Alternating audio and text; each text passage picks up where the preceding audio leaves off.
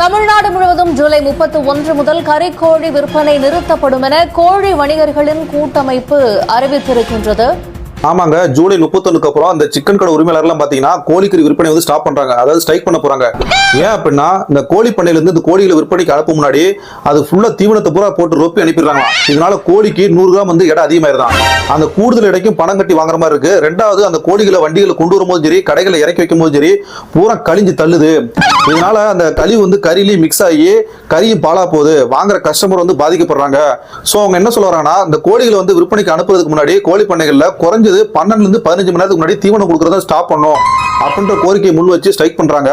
நமக்கு எல்லாத்துக்கும் நல்லா தெரியும், மக்களோட நான்வெஜ் தேவைகள்ல பூர்த்தி பண்றதுல இந்த பிராய்லர் கோழியோட பங்கு ரொம்ப பெருசு. ஏன்னா இருக்கிற நான்வெஜ்லேயே பார்த்தீங்கன்னா இதுதான் கொஞ்சம் விலை கம்மியா கிடைக்கக்கூடியது. இப்போ அதையும் ஸ்டாப் பண்ணிட்டாங்க அப்படின்னா ஆட்டுக்கு மவுசு கூடிடும். ஏற்கனவே ஆட்டுக்கறி 1 கிலோ வந்து 1000 to 1200 வித்துட்டு இருக்காங்க. இனிமேல் வந்து 5000 10,000 வித்தாலும் ஆச்சரியப்படுறதுல. இந்த பிரச்சனை முடிகிற வரைக்கும் நான் சைவமா மாறிடலான்னு இருக்கேன். நீங்க என்ன பண்ண போறீங்க? கமெண்ட்ல சொல்லுங்க.